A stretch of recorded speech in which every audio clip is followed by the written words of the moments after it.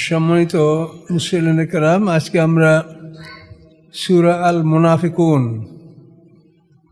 মুনাফিক সম্প্রদায় মদিনা অবতীর্ণ।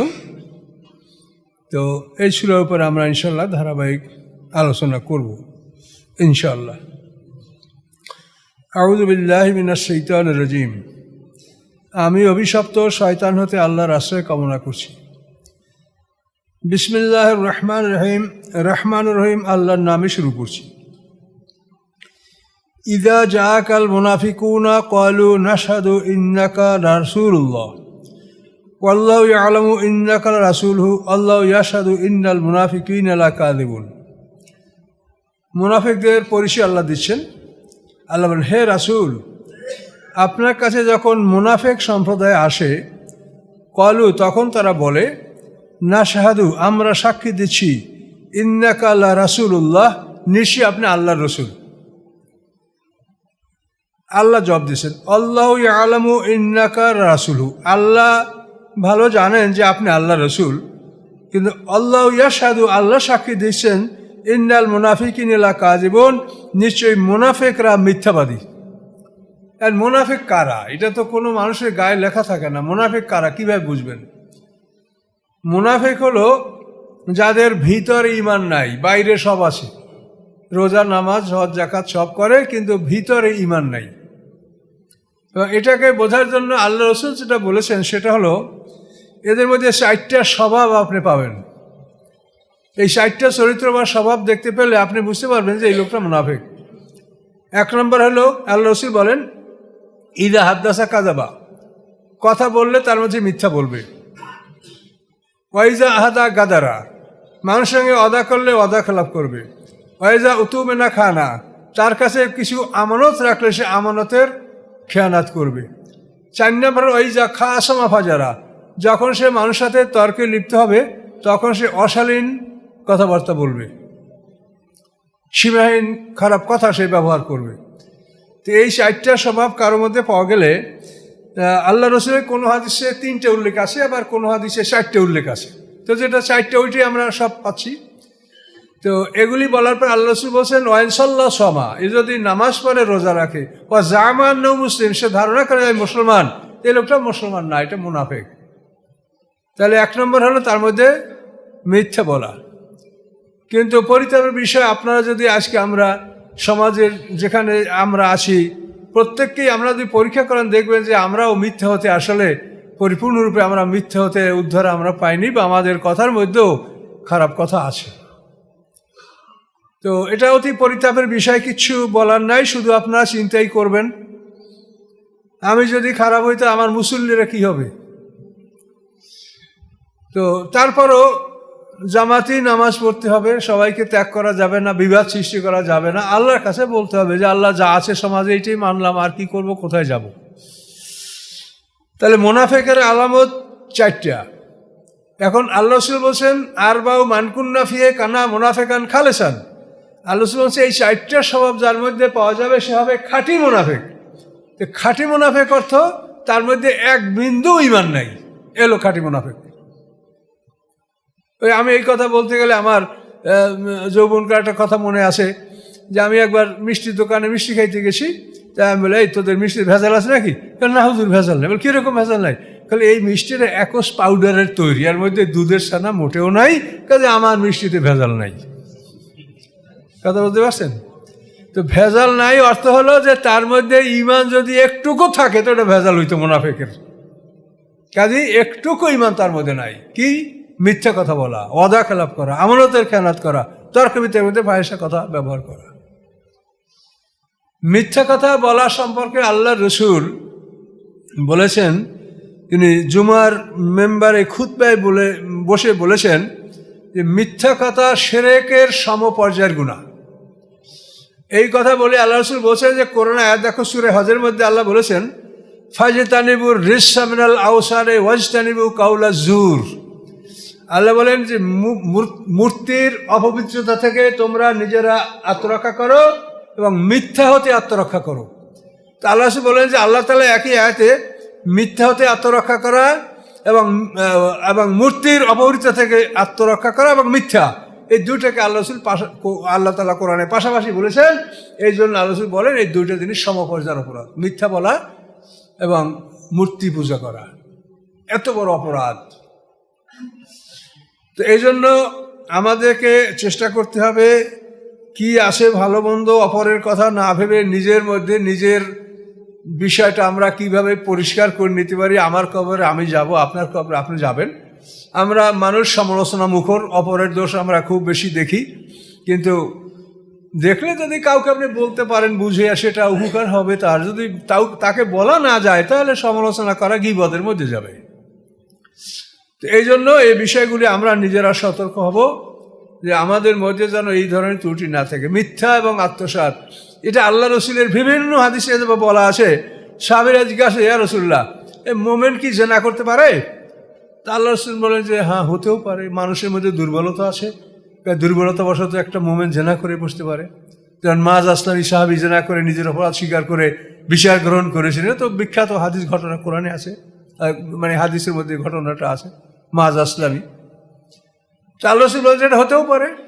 আচ্ছা, মোমেন কি কেউ কোনো মানুষকে খুন করতে পারে? তাও হতে পারে, ভুলক্রমে হতে পারে, বা যে কোনো উত্তেজনা মুহূর্তে হতে পারে। এরপর যখন প্রশ্ন হয় ইয়া রাসূলুল্লাহ, মোমেন কি মিথ্যা বলতে পারে?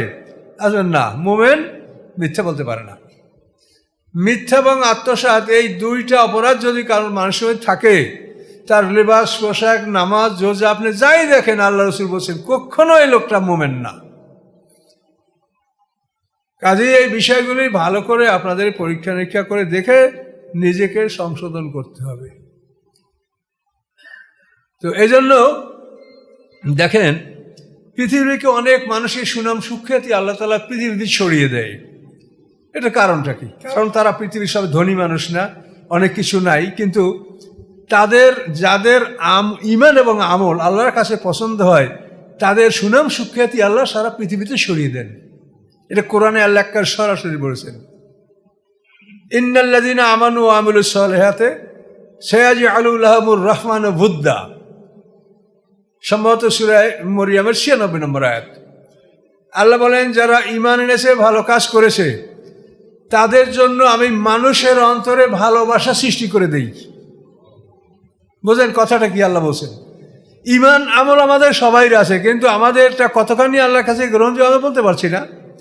কিন্তু আল্লাহ বলছেন ইন্নাল্লাযীনা আমানু ওয়া আমিলুস সালিহাত, ঈমান যারা রাখে এবং ভালো কাজ যারা করে, সায়াজআলুল্লাহুর রাহমানু বুদ্দা, রহমান তাদের জন্য ভালোবাসা মানুষের অন্তরে পয়দা করে দিবেন।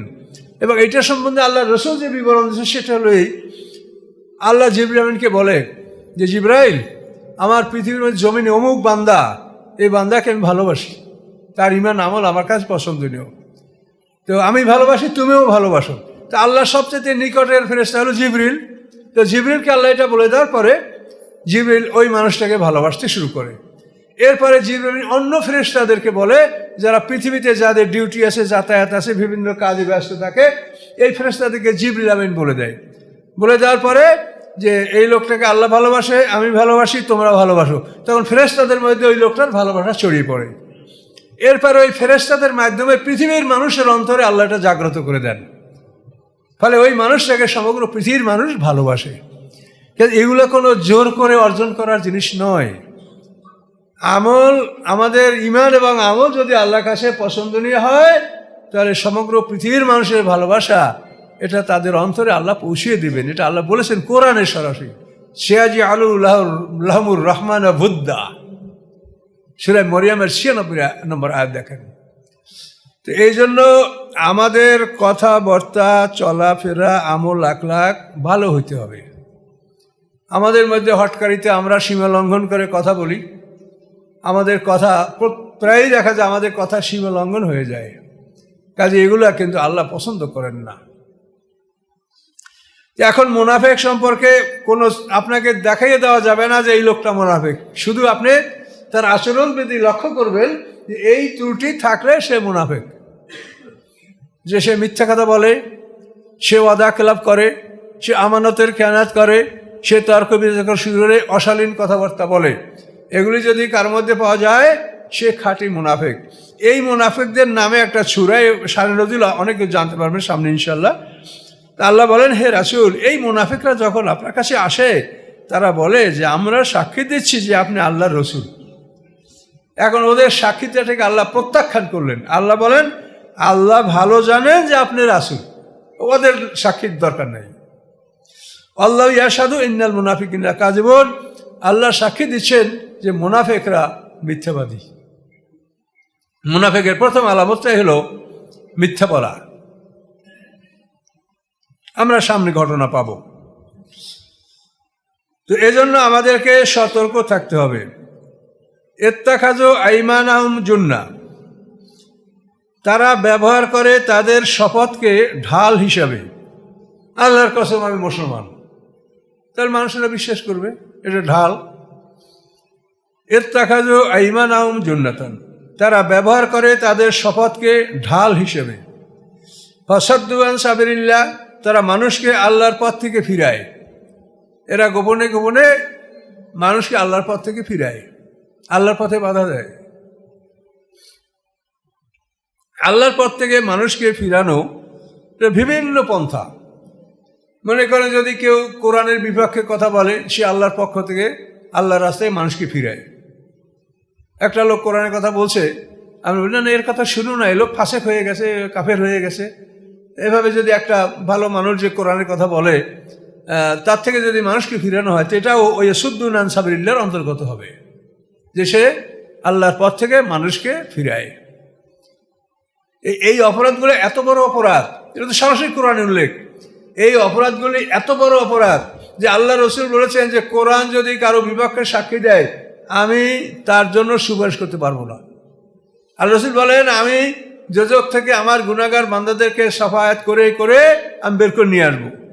যারা পরিনির্মাণ থাকলে আমি তাকে একদিন বের করবই। কিন্তু ইল্লামান হাবাসাহুল কোরআন, আল্লাহ রসুল বলেন যে কোরআন যদি কাউকে আটকিয়ে দেয় তো ওই লোকটাকে আমি বের করতে পারবো না। আল্লাহ রসুলের কথাগুলো বলেছেন। আমরা আল্লাহ রসুলের সব কথাগুলো মানি, কিন্তু যে কথাগুলো কোরআনের খেলাফ সেগুলো আমরা মানি না। এটা না মানার কারণে আমাদের ব্যাপারে কত ফতুয়া দেখেন, কেউ বলে নাস্তিক, কেউ বলে কাফের বলেন। এই জন্য আমি একটুকু চিন্তা করি না। আমার কথা বন্ধ করবেন, করে দেন, আমি তাও চিন্তা করি না। আমি আল্লাহর কাজ করছি, যদি আমার কাজ আল্লাহ পছন্দ না করে তো বন্ধ হলে আমি খুশিতে বন্ধ করব। কিন্তু আপনারা যারা শুনেছেন, বছরকে বছর শুনেছেন, আমি এই উত্তরবঙ্গে 40 বছর পর্যন্ত তাফসির করছি, এবং বিশেষ করে আহলে হাদিসের লোকেরা আমাকে সবচেয়ে বেশি তাফসিরে দাওয়াত করেছে। এর একমাত্র কারণ তারা জানে আমি হানাফি, কিন্তু তারপরও তারা জানে যে এই লোকটা বাজে কথা বলে না। এই জন্য আহলে হাদিসের লোকেরা চাঁপাইনবাবগঞ্জে প্রত্যেকটা কোনায় কোনায় আপনি জিজ্ঞাসা করেন আমাকে চেনে কিনা মানুষ। কিন্তু আজকে সমাজের লোক যা বলার তা বলছে, কিছু করার নাই, আমি করতে যাবও না। আমার আল্লাহ যথেষ্ট, কারো কোনো কথার আমি জবাব দিব না।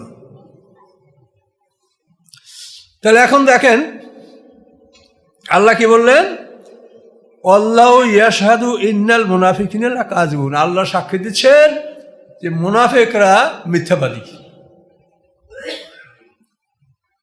ইত্তাখাযু আইমানাহুম জুন্নাহ, তারা তাদের শপথকে ঢাল হিসেবে ব্যবহার করে।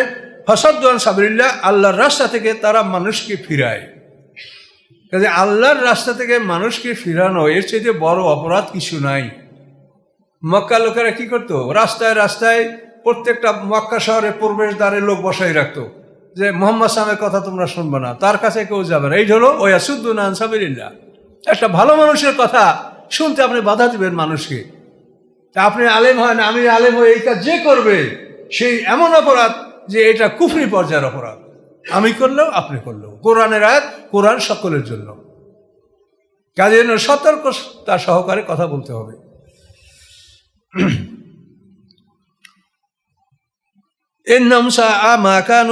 নিশ্চয়ই এরা যা করে এদের কাজগুলি অতি নিকৃষ্ট, অতি খারাপ। আল্লাহ বলছেন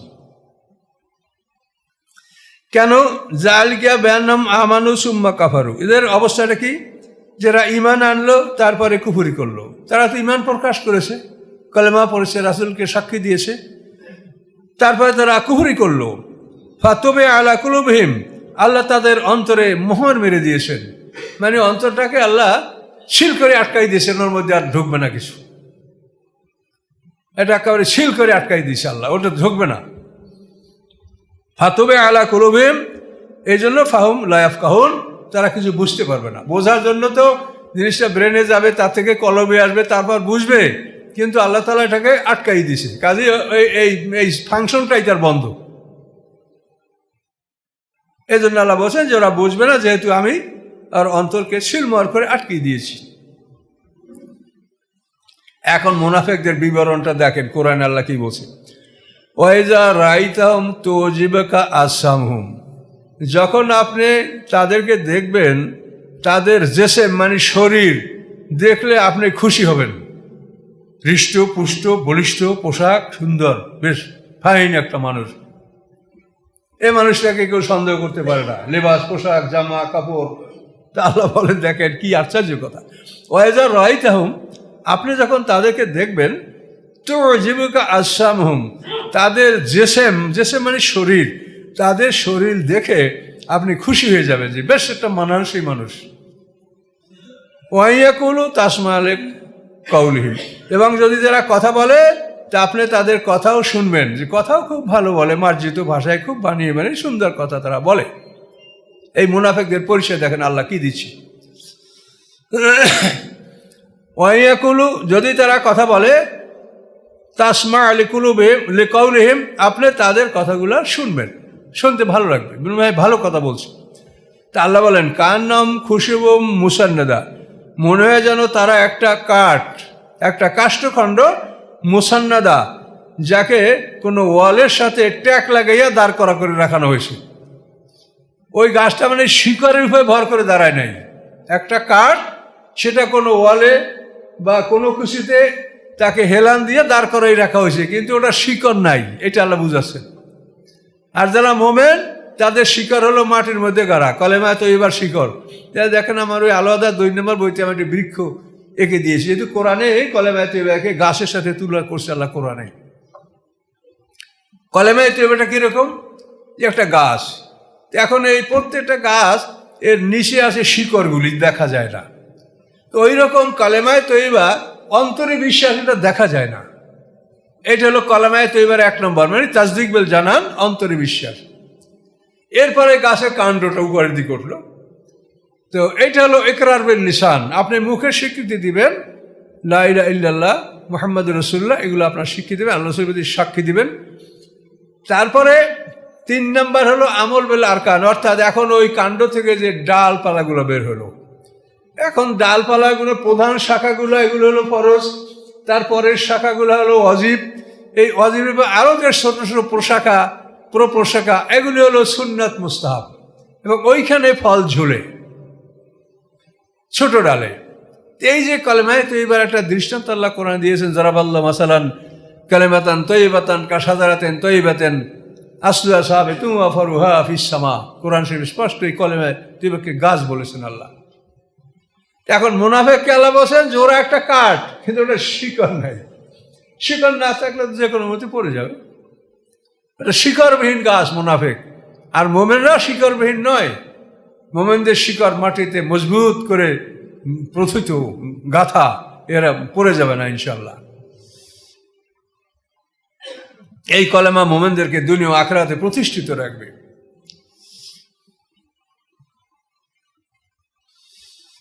আল্লাহ বলেন মুনাফিকরা মনে হবে যেন একটা কাষ্ঠখণ্ড, যেটাকে হেলান দিয়া টেক লাগাইয়া দাঁড় করে রাখা হয়েছে। ইয়াহসাবুনা কুল্লা সাইহাতিন আলাইহিম, তারা মনে করে যে প্রত্যেকটা ধ্বনি তাদের বিরুদ্ধে, সংবাদ কোনো আওয়াজ শুনলেই মনে করে যে এইবার বোধহয় আমাদের বিরুদ্ধে আল্লাহ আয়াত নাজিল করেছে। তখনই ওরা খুব হুঁশিয়ার হয়ে যায় যে কি হলো, আমাদের ব্যাপারে আল্লাহ বলে দিলেন নাকি, আল্লাহ তো জানে যে আমরা মুনাফিক। এই জন্য আল্লাহ বলেন ইয়াহসাবুনা কুল্লা সাইহাতিন আলাইহিম, তারা ধারণা করে প্রত্যেকটা আওয়াজ তাদের উপরে। কেউ যদি উট হারায়, বকরি হারাইয়া খোঁজে, তো ওরা মনে করে যে আমাদের বিরুদ্ধে বুঝে আয়াত নাজিল হয়েছে। এরকম একটা আতঙ্ক সবসময় তাদের অন্তরে বিরাজ করছে, এটা আল্লাহ বলছে। হুমুল আদবু, আল্লাহ বলেন এরা দুশ্মন, ফাহজারহুম, আপনাদেরকে বর্জন করুন। এই দুশ্মনদের সাথে আপনি সম্পর্ক রাখবেন না, এদেরকে আপনি বর্জন করুন। এরপর আল্লাহ বলেন কাতালাহুমুল্লাহ, আল্লাহ তাদেরকে হত্যা করুন। এটা হলো অভিশাপ, আল্লাহ তাদেরকে হত্যা করুন, আল্লাহ তাদেরকে ধ্বংস করুন। এটা একটা অভিশাপ আল্লাহর পক্ষ থেকে। আল্লাহ ইউফাকুন, কিভাবে এই লোকগুলি বিপরীত দিকে চলছে, হেদায়েতকে ছেড়ে দিয়ে তারা বিপরীত দিকে এভাবে আল্লাহর কোরআনের বিরুদ্ধে, রাসূলের বিরুদ্ধে তারা ষড়যন্ত্র করছে।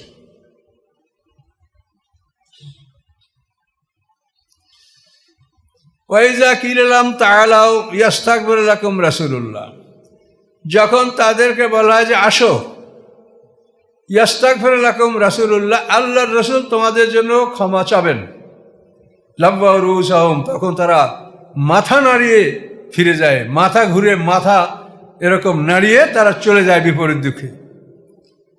লাব্বাউ রুউসাহুম, লাব্বা মানে মাথাকে ঘুরানো, মাথা ঘুরেই অন্যদিকে চলে যায়।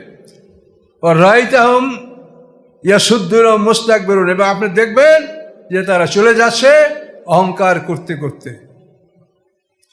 সাওয়াউন আলাইহিম আস্তাগফিরতা লাহুম আম লাম তাস্তাগফির লাহুম, সমান তাদের উপরে আপনি তাদের জন্য ক্ষমা প্রার্থনা করেন, আম লাম তাস্তাগফির লাহুম, অথবা আপনি তাদের জন্য ক্ষমা প্রার্থনা না করেন, লা ইয়াগফিরাল্লাহু লাহুম, আল্লাহ তাআলা তাদেরকে ক্ষমা করবেন না। ইন্নাল্লাহা লা ইয়াহদিল কওমাল ফাসিকিন, আল্লাহ তাআলা ফাসিক সম্প্রদায়কে হেদায়েত দান করেন না। এই মুনাফিকদের সম্পর্কে আল্লাহ জানিয়ে দিলেন। এখন তাদেরকে তওবার জন্য ডাকা হলে মাথা ঘুরিয়ে চলে গেল, মাথা নাড়িয়ে চলে গেল। এখানে একটা ইতিহাস আছে, ঘটনা আছে, বিরাট ঘটনা। গজওয়ায়ে বনি মুস্তালিক, এই গজওয়াটা খন্দকের যুদ্ধের অল্প পূর্বে এটা সংগঠিত হয়েছে, গজওয়ায়ে বনি মুস্তালিক। তো এই যুদ্ধে মুসলমানরা জয়যুক্ত হয়েছে, কোনো তেমন বিশেষ ক্ষয়ক্ষতি হয়নি। পরবর্তীতে বনু মুস্তালিকের যে নেতা হারেস, উনি ইসলাম গ্রহণ করেছেন এবং ওনার কন্যা মুসলমানদের বন্দী হয়েছিল। আল্লাহ রসুলের কাছে বন্দী হওয়ার পরে এই হারেসের কন্যা জুয়াইরিয়া, তো আল্লাহ রসুল তাকে দাসত্ব থেকে মুক্ত করলেন এবং তাকে বিবাহ করলেন। এগুলো ছিল আল্লাহ রসুলের কৌশল। আল্লাহ রসুল যখন ওই গোত্রের সর্দার হারেসের কন্যা জুয়াইরিয়াকে বিয়ে করলেন, তখন ওই গোত্রের যে লোকগুলো মুসলমানদের বন্দী হয়েছিল তারা সবাই ওদেরকে মুক্ত করে দিল। তারপরে আল্লাহ রাসূলের আত্মীয়, রাসূল এখানে বিয়ে করেছে, এরা রাসূলের শ্যালক, রাসূলের শ্বশুর, এ ভাই, তো এদেরকে আমরা বন্দি করে রাখবো, এটা কেমন কথা? এই সবাই কিন্তু এই বিবেচনা করে বন্দীদেরকে মুক্ত করে দিল। দেখেন আল্লাহ রসুলের কাজে এমন হিকমত যেটা বোঝাই মুশকিল। যারা সমালোচনা করে তারা তো মনে করে মুহাম্মদ সাল্লাম অনেকগুলো বিয়ে করছে। আরে বাবা, মুহাম্মদ সাল্লাম কি করছে? সে আল্লাহর হুকুম ছাড়া কিছু করে নাই।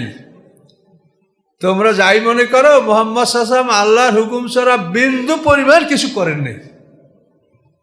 তিনি কাকে বিয়ে করবেন, কাকে বিয়ে করবেন না, কোন সময় পর্যন্ত বিয়ে করতে পারবেন, কোন সময় পর্যন্ত তার বিয়ে স্থগিত রাখতে হবে, এগুলি সব কোরআনে দেওয়া আছে। একটা জিনিস এমন নাই যেটা কোরআনে নাই।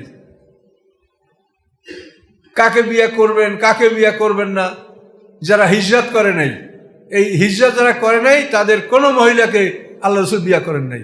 কোরআন নিষেধ যে হিজরত যারা করে নাই তাদেরকে আপনি বিয়ে করবেন না। হুদায়বিয়া সন্ধির পরে আল্লাহ রসুল বলছেন এখন থেকে সামনে আর আপনি বিয়ে করতেই পারবেন না, একবার স্টপ। তার ওই প্রসঙ্গতে আমি আলোচনা করছি না, ওটা করলে তখন শুনবেন। তবে এতটুকু জেনে রাখেন যে আল্লাহর রসুল যা করেছেন সেটা আল্লাহর হুকুম ছাড়া তিনি কিছুই করেননি। তিনি সিদ্দিককে বিয়ে করেছেন এটা আল্লাহর হুকুমে। সিদ্দিক এমন এক নারী যার সম্পর্কে কোরআনে ব্যাপক আল্লাহ তাআলা তার পক্ষে আয়াত নাযিল করেছেন। আবু বকর সিদ্দিকের কন্যা তিনি। আবু বকর সিদ্দিক এমন এক মানুষ, কোরআনে বহু জায়গায় আবু বকর সিদ্দিকের পক্ষে স্পষ্ট কথা আল্লাহ বলেছেন। কাজে এগুলো আপনারা ওই রকম মনে করবেন না যেটা আল্লাহ রসুলের নিজ ইচ্ছায় তিনি কিছু করেছেন। তিনি যা করেছেন আল্লাহর হুকুমে করেছেন। জয়নব বিনতে জাহাশকে আল্লাহ রসুল বিয়ে করবেন না, কিন্তু আল্লাহ তাকে জোর করে অর্ডার দিয়েছেন তোমাকে করতেই হবে। যেহেতু এই জয়নব বিনতে জাহাশ ছিলেন আল্লাহ রসুলের পাল্লক ছেলে, যায়েদ ইবনে হারেসাকে প্রথমে বিয়ে করছিল, তারপর তারা গিয়েছিল। আরবের প্রথম যেই পাল্লক ছেলের বউ, এটা হারাম মনে করা হতো। যেরকম পুত্রবধূ আমরা হারাম, এটা কোরআনে বলা আছে, ওই রকম ওই সময় যে পাল্লক ছেলের বউ বিয়ে করা হারাম মনে করা হতো। আল্লাহ বলছেন না, হারাম নয়, কাজে এই প্রথা তোমাকে রহিত করতে হবে এবং নিজে তুমি এটা করে দেখাও। জানাব বিনতে জাহাসের বিয়া আল্লাহ তাআলা আদেশ করে বলছেন, ওয়ালা ইয়াখশাহাদান ইল্লাল্লাহ, যে আল্লাহ ছাড়া কাউকে ভয় করবে না, তুমি আল্লাহকে ভয় করে কাজ করো। কাজেই নবী রাসূলদের সমালোচনা যারা করে তাদের কপাল খারাপ, তারা দুর্ভাগ্যবান মানুষ। নবী রাসূলরা যে কাজ করেছেন সেই কাজ আপনারা আমরা কেউ করতে পারি? কাজেই তাদেরকে আল্লাহ তাআলা যেমন কঠিন বোঝা তাদের উপরে চাপিয়েছেন, এই জন্য আবার দুনিয়া আখিরাতের নিয়ামতও তাদেরকে দিয়েছেন। এটা আপনি বললে হবে? আপনি প্রতিহিংসা করলে হবে? তাদের দ্বারা আল্লাহ যে কাজ করিয়েছেন সেই কাজ আপনি চিন্তা করতে পারেন যে একটা লোক মক্কা থেকে তাইফ পর্যন্ত পায়ে হেঁটে যাবে এবং সেখান থেকে আবার পায়ে হেঁটে এসে ফিরে এইভাবে সে দাওয়াতি কাজগুলো জীবনে করেছে? আপনার তো 1 কিলোমিটার জায়গা আমরা কেউ হাঁটি না, রিক্সা না হলে কি আছে যানবাহন দেখো। আল্লাহ রসুল তার জীবনে যে কষ্টগুলি করেছেন দিনের জন্য, কাজে আল্লাহ তাআলা তাকে সুখও দিয়েছেন। পৃথিবীর সর্বশ্রেষ্ঠ সুন্দরী নারীদের সাথে তার বিবাহ বন্ধন দিয়েছেন। তাকে, তিনি অভাবগ্রস্ত ছিলেন, তা থেকে তাকে বিশাল সম্পত্তির মালিক বানিয়েছেন। এগুলি সবই আল্লাহ করেছেন, কিন্তু এগুলি নিয়ে প্রতিহিংসা করা মানে নিজেকে ধ্বংস করা। বরং আমাদের কাজ হলো আনুগত্য করো রাসূলের। বুঝে দেখো, ভেবে দেখো যে তিনি কি করেছেন। এত কিছু বিয়া, এই জন্য তার সমাজে যে সে কাজ করেছেন তার সমপরিমাণ কাজ পৃথিবীর কোনো মানুষ করেছে? আপনারা তো এক বিয়ে, আমরা তো এক বিয়ে করিয়ে সেই বউ যন্ত্রণায় দুনিয়াতে কোনো কাজই করতে পারছি না। আর আল্লাহ রসুলের এত বিয়া, তারপর সে এত কাজ করলেন পৃথিবীতে, কি করে বলেন? তাহলে এগুলি কি তার নিজের ইচ্ছায়? এগুলির পিছনে আল্লাহর মদদ আছে। তাহলে এগুলো মানুষ ম্যানেজ করতে পারে? তিনি 9 জন স্ত্রীতে মৃত্যু পর্যন্ত ছিলেন তার। এগুলি চিন্তা গবেষণার বিষয়। কাজেই ভালো মন নিয়ে যদি চিন্তা করেন তো ভালো আপনি পাবেন, আর যদি মন খারাপ নিয়ে চিন্তা করেন তো খারাপ পাবেন। তো এখানে এই গজওয়ায়ে বনি মুস্তালিক থেকে ফেরার পথে সমস্যাটা হলো, তো এক জায়গায় আল্লাহ রসুল যাত্রা বিরতি করলেন। তো যাত্রা বিরতি করার পরে সেখানে পানির অভাব ছিল। এখন এই পানির অভাবের জন্য আব্দুল্লাহ ইবনে উবাই হলো মুনাফিকদের সর্দার, খাজরাজ গোত্রের নেতা, আনসার গোত্রের লোক এই আব্দুল্লাহ ইবনে উবাই। তো ওনার লোক ওইখানে পানি আনতে গেছে, আর ওমর ফারুকের লোকও পানি আনতে গেছে। এখন এই দুইজনের মধ্যে ঝগড়া হয়। ওমর ফারুক হলো মুহাজির, হিজরত করা মানুষ, আর এরা হলো আনসার। আব্দুল্লাহ ইবনে মুনাফিক মানে খাজরাজ গোত্রের নেতা, এরা হলো আনসার গোত্র, আর ওমর ফারুক হলো মুহাজির গোত্র, আল্লাহ রসুল মুহাজির। এখন এই পানি আনতে গিয়ে ঝগড়াটা বাঁধার পরে বিষয়টা উল্লেখ হলো আনসার মুহাজির। এখন যারা মুহাজির তারা তো একটু দুর্বল থাকবে যে আমরা তাদের বাড়িতে আশ্রয় নিয়েছি, তাদের বাড়িতে থাকছি, কিন্তু মুহাজির ব্যক্তি ওই আব্দুল্লাহ ইবনে উবাই যে পানি আনতে যে লোকটা আব্দুল্লাহ পাঠায় তাকে একটা থাপ্পড় মারছে, পানি নিয়ে ঝগড়া করায়। থাপ্পড় মারার পরে সে লোকদেরকে ডাকছে, এই আনসাররা আমাকে বাঁচাও, ও আমাকে মারছে। এখন মুহাজির চিন্তা, এই মুহাজির আমাকে বাঁচাও, এভাবে কিন্তু লোকজন জড়ো হয়ে গেল। কিন্তু সবাই তো আল্লাহ রসুলের সাহাবী, আর কিছু হতে দেয় নাই, ও পর্যন্ত থেমে গেছে, একটা চর দিছে, একজন এটা ভুল হয়েছে। তো এটা বিষয়টা এখানে এরা সাহাবারা এটা শেষ করে দিয়ে, রাসূলের সাহাবী অধিক বড় সম্মানিত মানুষেরা বিষয়টা তারা বাড়তে দেয়নি। কিন্তু এই যে নেতা আব্দুল্লাহ ইবনে উবাই, উনি এই বিষয়টা নিয়ে অনেক ষড়যন্ত্র শুরু করলেন। উনি কি করলেন? উনি বলেন, হ্যাঁ এদেরকে তোমরা আশ্রয় দিয়েছো, এদেরকে থাকতে দিয়েছো, খাওয়া পড়া দিয়েছো, বাসস্থান দিয়েছো, এখন অবস্থাটা এমন হয়েছে যে কুকুরকে খাওয়াইয়া মোটা করলো, সেই কুকুরে মালিককে খায়। কাজে তোমরা এদেরকে লালন পালন করেছো, আর আজকে তোমাদের গায়ে তারা হাত তুলেছে। এবার চলো মদিনায় গিয়ে ওদেরকে আমরা বের করে দেবো এই শহর থেকে, এদের থাকতে দিব না। আর তোমরা এদের উপরে আর ধন সম্পদ যেটা আগে ব্যয় করছো, এখন নূতনভাবে আর কিছু ব্যয় করো না তাদের উপরে। এই ধরনের কথা এই আব্দুল্লাহ ইবনে উবাই মুনাফিক এটা নিজেদের লোকদেরকে বলেছে। সেখানে একজন যায়েদ ইবনে আরকাম নামক একজন সাহাবী ছিলেন মুহাজিরদের। এই যায়েদ ইবনে আরকামকে আপনারা চিনবেন, এ হলো আল্লাহর রসুল এই মক্কাতে থাকতে যে বাড়িতে দিন প্রচার করতেন, সে দারে আরকাম। এই আরকামের গৃহেই কিন্তু উমর ফারুক হাজির ইসলাম গ্রহণ করেছিলেন, মক্কাতে দারে আরকাম। এই আরকাম রাদিয়াল্লাহু তাআলার ছেলে হচ্ছে যায়েদ ইবনে আরকাম। এই ছেলে অল্প বয়সী। এই ছেলে ওই আব্দুল উবাই যা বলছে এই কথাগুলো সব শুনেছে, শুনে আল্লাহ রাসূলের কাছে বলেছে, ইয়া রাসূলুল্লাহ, এই আব্দুল উবাই এই কথা বলছে যে তারা সম্মানিত, আমরা মুহাজির, আমরা অপমানিত, এবার যদি আমরা মদিনায় ফিরে যাই তো ওরা আমাদেরকে মদিনা শহর থেকে বের করবে এবং আমাদেরকে আর আমাদের উপরে ওরা যে একটা সাহায্য সহযোগিতা অর্থকরী ব্যয় করা, এটা আর করবে না। তো কথাটা শুনে আল্লাহ রাসূল খুব মনে কষ্ট পেয়েছেন যে এরকম এত বড় একটা কথা কেন বললো, আমি আছি, কেউ অপরাধ করলে সেটা আমার কাছে বলবে, আমি সিদ্ধান্ত দিব। তো এর জন্য আল্লাহ রাসূলের মন খারাপ হয়ে গেল। মন খারাপ হওয়ার পরে আল্লাহ রাসূল সাহাবায়ে কেরামদেরকে ওখানে রেস্ট করতে বলছিলেন। তিনি কমান্ডার, তিনি প্রধান সেনাপতি, তিনি বললেন যে এখানে রেস্ট করা হবে না, চলো সব মার্চ করো। এখন এই মার্চ করতে যখন বললেন তখন সিনিয়র সাহাবীরা বললেন, ইয়া রাসূলুল্লাহ, এটা তো বিশ্রামের সময়, এই সময় তো আপনি কখনো আমাদেরকে সফর করতে বলেন না, আজকে আপনি এটা কেন বলছেন? তখন আল্লাহ রাসূল বলেন যে তোমরা শোনো নাই তোমাদের নেতা কি বলেছে? তোমাদের নেতা বলেছে তারা সম্মানিত আর আমরা অপমানিত, এবার তারা মদিনায় গেলে আমাদেরকে শহর থেকে বের করে দেবে, আমাদের উপরে তাদের কোনো ইহসান থাকবে না, অনুদান থাকবে না, এরকম সে ঘোষণা করছে তোমাদের নেতা, তোমরা শুনেছ? তখন আনসারদের যে নেতা উসাইদ ইবনে হুযাইর, তারপরে সাআদ ইবনে মুআয, এরা ক্ষিপ্ত হয়ে গেলেন, ইয়া রাসূলুল্লাহ, কে বলেছে বলেন, আমরা তাকে আপনার সামনে হাজির করে হত্যা করব। আপনি মদিনার বাদশাহ, আপনি মদিনার রাজা, মদিনার থেকে আপনি যদি কাউকে বলেন সে বের হয়ে যাবে, আপনাকে বের করার কার ক্ষমতা আছে? আপনি মদিনার রাজা। এভাবে সাহাবায়ে কেরাম উত্তেজিত হয়ে গেলেন, কে বলেছে এই কথা? এখন ওই ছোট্ট সাহাবী যায়েদ ইবনে আরকাম ও বলছে আব্দুল ইবনে উবাই। এখন ডাকা হলো, এই আব্দুল ইবনে উবাইকে ডাকো। ডাকা হলো আব্দুল ইবনে উবাইকে। ডাকা পর তাকে প্রশ্ন করা হলো যে তুমি কি এই সমস্ত কথা বলেছো যে আমরা সম্মানিত, এই মুহাজির অপমানিত, আমরা এই অপমানিতদেরকে মদিনা শহর থেকে বের করে দিব, এবং তুমি তোমার লোকজনকে বলেছো যে এদের উপরে আর তোমরা তোমাদের দান অনুদান সাহায্য এটা করবা না, বন্ধ রাখবে, এটা তুমি বলেছো? আল্লাহর কসম আমি বলিনি। এখন মুসলমানদের সর্বশেষ ঠিকানা হলো আল্লাহর কসম, এরপরে কিছু আছে? মুসলমানদের সর্বশেষ ঠিকানা আল্লাহর কসম।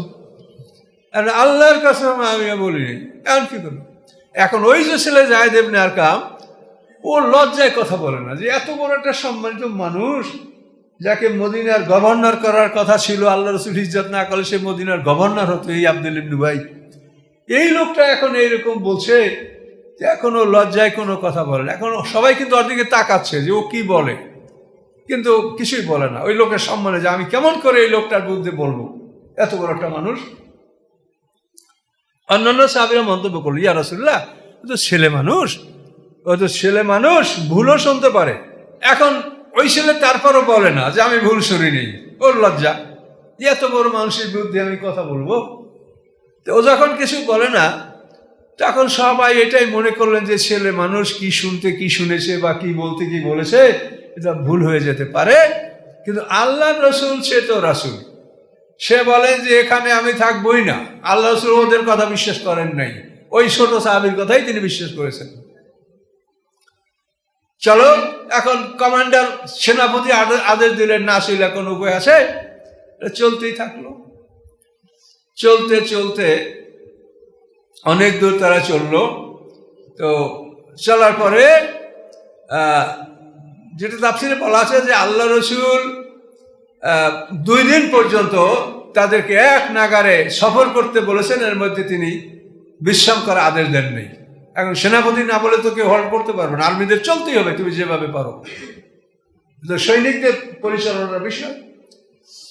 2 দিন পর্যন্ত, ওই দিনের সমস্ত অবশিষ্ট দিন, তারপর পরের রাত, সমস্ত রাত, পরের দিন সকাল হতে দ্বীপ্রহর পর্যন্ত, এর মধ্যে আর রেস্ট নাই। এই দ্বীপ্রহর পর্যন্ত যখন সূর্য খুব করা হয়ে গেল, এবার আল্লাহ রাসূল বলেন যে তোমরা বিশ্রাম করো। তাফসীরে বলা আছে আল্লাহ রাসূল বলার পরে সাহাবীরা যে যেভাবে উঠ থেকে নেমেছে, যে যেখানে মাটিতে পড়েছে ওইখানেই ঘুম, কেউ আর নড়াচড়া নাই। 2 দিন পর্যন্ত এক নাগারে জার্নি, এভাবে তারা ঘুমিয়ে পড়েছে। ঘুম শেষ হওয়ার পরে রাতে তারা জাগলো। এখন রাত্রে হঠাৎ করে দেখা গেল যে বালুর ঝড় শুরু হয়েছে। তো বালুর ঝড় তো মারাত্মক, তা জানেন যে বালু লক্ষ লক্ষ টন বালু বাতাসে উড়ে এসে ছপ করে যদি একটা জনপদের উপরে পড়ে তো পুরো এলাকাটাই মানে হারিয়ে গেল, কবর হয়ে গেল। বালুর ঝড় খুব মারাত্মক। তো এখন এই বালুর ঝড় শুরু হয়েছে রাত্রে। তো বালুর ঝড় শুরু হওয়ার পরে এখন সাহাবারা খুব ভীত হয়ে গেলেন যে আল্লাহ, আমরা কি এখানে ধ্বংস হয়ে যাব? এই মরুভূমিতে কি আমাদের কবর হয়ে যাবে? আল্লাহ রাসূল বলেন, তোমরা ঘাবড়াইও না, এটা মারাত্মক কিছু না। এখানে একটা ব্যাপার আছে যে আজ রাতে মদিনায় ইহুদির এক বড় আলেম মারা গেছে, সেই জন্য এটা হচ্ছে। সেই ইহুদি বড় আলেমের নাম হলো রিফা বিন যায়েদ বিন তাবুত।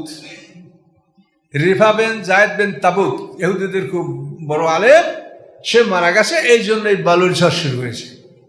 ইতিমধ্যে আল্লাহ রসুল উঠ হারিয়ে গেছে এই ঝড়ের মধ্যে। এখন মুনাফিকরা বলে যে মুহাম্মদ সাল্লাল্লাহু আলাইহি ওয়াসাল্লাম মদিনায় রিফা বিন যায়েদ বিন তাবুত মারা গেল, তার খবর বলতে পারে, কিন্তু তার উঠ হারিয়ে গেল কোথায় তা তো সে বলতে পারছে না। তো এটা কিরকম হলো? মুনাফিকরা এই সুযোগটা ব্যবহার করলো। সাথে সাথে আল্লাহ তাআলা ফেরেশতা পাঠায় দিলেন, জানাই দিলেন যে আল্লাহ রসুলকে জানাই দেওয়া হলো যে তার উট কোথায়। বলা হলো যে ওইখানে উপত্যকায় পাহাড়ের নিকটে একটা বাবলা গাছের সাথে আল্লাহ রসুল উটের রশি জড়িয়ে আছে, উট যাতে পারছে না, ওখানে আছে। আল্লাহ রসুল সাহাবা পাঠাই দিলেন, সাহাবীরা সেখান থেকে উট নিয়ে আসলো। তখন মুনাফিকরা লজ্জিত হলো যে তাহলে তো মুহাম্মদ সাল্লাল্লাহু আলাইহি ওয়াসাল্লাম আল্লাহ রসুল। তো এই ঘটনা এখান থেকে এভাবে পার হয়। এখান থেকে শুনেন অনেকগুলো ব্যাপার আছে কি, যে যারা বড় এদের জন্য মৃত্যুতে পৃথিবীর হাসি কান্না রাগ গোস্বা এটা পৃথিবী হয়। পৃথিবী যে নেককারের জন্য কাঁদে এটা কোরআনে সূরা দোকানের মধ্যে আপনি দেখতে পাবেন। দোকানে আছে হামা বাকাত আলিমুস সামা ওয়াল আরদ। কাফেরদের জন্য আল্লাহর আকাশ পৃথিবী কাঁদে না, কিন্তু মুমিনের জন্য আল্লাহর আকাশ পৃথিবী কাঁদে, এবং এটা 40 দিন পর্যন্ত কাঁদে। মুমিনদের যে রাস্তা দিয়ে নেকামল আকাশে উঠছে, যে রাস্তা দিয়ে তার রিজিক জমিনে নেমেছে, যে পথে পথে হাঁটাচলা করেছে, যে জমিনে সে নামাজ পড়েছে, যে বর্তনে সে খানা খেয়েছে, যে পাত্র হইতে তাই সে খাদ্য গ্রহণ করেছে, সবগুলোই তার জন্য মুমিনদের জন্য 40 দিন পর্যন্ত কাঁদে। তাদের এই বিলাপটা 40 দিন স্থায়ী থাকে। এই 40 দিন পরে তাদের এই বিলাপের সমাপ্ত হয়। এই জন্যই কিন্তু সমাজে মানুষেরা তো অনেক কিছু খোঁজাখুঁজি করে যে 40-এ বাইর করছে, যে তো ওদের যখন শোক 40 দিনে আর মানুষের শোক তার 3 দিনে। আমরা তো সাধারণত মুদ্দান যেখানে লোক মারা যায় 3 দিন পরে আমরা দোয়া মাহফিল আমরা করি, কিন্তু এজন্য আবার একদলে বলে যে আমরা তো মানুষের শোকতাপ 3 দিন, তো ওদের শোকতাপ যখন 40 দিন, তাহলে আমরা 40 দিন পরও আর একটা অনুষ্ঠান করি। এই জন্য অনেকে আবার খাবার দাবার আয়োজনও করে।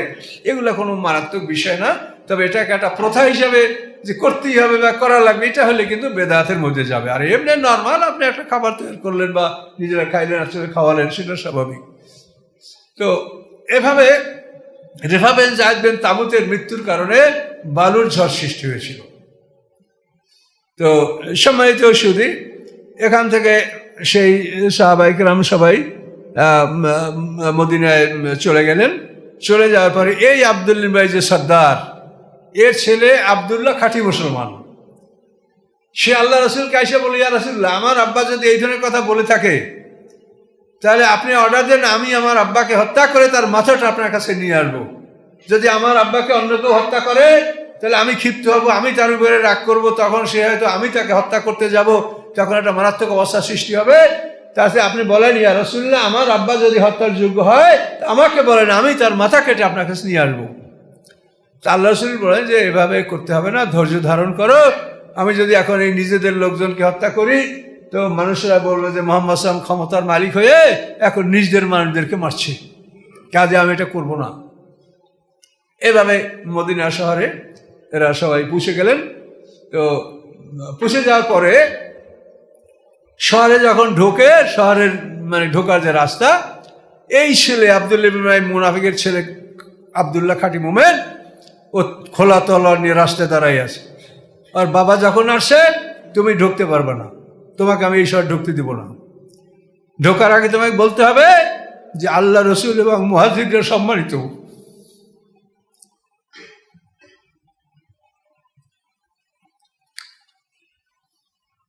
দেখেন রাসূলের প্রতি মহব্বত। নিজের পিতার সামনে তলোয়ার ধরে বলছে যে তুমি এই কথা না বলা পর্যন্ত আমি তোমার রাস্তা ছাড়বো না। তুমি বলো যে আল্লাহ রসুল এবং মুহাজিররা সম্মানিত, আর তুমি আর আমরা অপবিত্র বলতে হবে তোমাকে। বাবাকে আটকাই দিল। শেষ পর্যন্ত আব্দুল্লাহ ইবনে উবাই রাসূলের কাছে অভিযোগ পাঠালেন। আল্লাহ রসুল ছেলেকে বলল যে তুমি নিবৃত্ত হও, শান্ত হও বাবা, ওকে ছেড়ে দাও, আটকেও না। এইভাবে এরা গেল। যাওয়ার পরে আব্দুল্লাহ ইবনে মুনাফিকের ব্যাপারটা কি হলো, যে মদিনায় উপস্থিত হওয়ার পরে এখন ওই যে ছেলেটা যায়েদ ইবনে আরকাম, সে এত লজ্জিত হতে যে তার বাপ চাচা অন্যান্যরা সবাই বলে যে তুমি এমন একটা কাজ করলে যে তোমাকে এখন সবাই তুচ্ছ মনে করবে, যে তুমি কি কথাটা বললে, তুমি রাসূলের সাথে তোমার যাতায়াত ছিল, তোমাকে এখন কে বলবে, কি বলবে, তুমি কি করলে। কিন্তু আল্লাহ তো সব জানেন। আল্লাহ তাআলা এই সূরা নাযিল করলেন। এই সূরা নাযিল করার পরে আল্লাহ রাসূল সবাই আগে ওই যে যায়েদ ইবনে আরকাম আর কান ধরে নিয়ে আসছে। নিয়ে এসে সাহাবীদের সামনে বলে যে তোমরা দেখো আমার হাতে কি। তো বলছি ইয়া রাসূলুল্লাহ, আপনি একটা কান টেনে ধরেছেন, যে তোমরা দেখো, দেখতে পাচ্ছ যে হ্যাঁ আপনি একটা কান টেনে ধরেছেন। যখন আল্লাহ রাসূল বলেন তোমরা বলেছো যে এই কানে ভুল শুনতে পারে, তো আল্লাহ তাআলা এই কানের পক্ষে কোরআন নাযিল করেছেন, সেই জন্য এই কানটা তোমাদের দেখাচ্ছি, দেখো। এবং ওই সাহাবী যায়েদ ইবনে আরকাম তখন তার মনে সব দুঃখ বেদনা দূর হয়ে গেল। তো এভাবে যখন এই আয়াত নাযিল হয়ে গেল, তখন আব্দুল্লাহ ইবনে উবাই যারা সময় শেষ। ইনশাল্লাহ আমরা এর পিছনে আরও ঘটনা আছে, আমরা পরে বলবো ইনশাল্লাহ। তো এখানেই তো এই ঘটনার পরে এই যে আব্দুল্লাহ ইবনে উবাইকে তার আত্মীয় স্বজনরা বলল যে তুমি চলো আল্লাহ রাসূলের কাছে তওবা করবা, কিন্তু তখন ও রাজি হল না। লাওয়া রুউসাহুম, মাথা ঘুরাইয়া উল্টিয়া অন্যদিক চলে গেল। আর একটা কথাই যে আপনারা যারা কোরআনের কথা শুনেন, কারো কথায় উত্তেজিত হবেন না, মন খারাপ হবেন না। একটাই আল্লাহর হতে আকল করবেন যে আল্লাহ আমাদের এই খেদমত যদি আপনি পছন্দ করেন তো এর জন্য আপনি ব্যবস্থা করবেন, আর যদি আল্লাহ পছন্দ না করেন তো আমরা এটা করার কোনো ক্ষমতা আমরা রাখি না। এই এক চিন্তার উপরেই আমরা থাকবো, এছাড়া অন্য কারো কথার জবাব উত্তর দিতে গেলে ফেতনা, এগুলিতে আমরা আগাবো না ইনশাল্লাহ।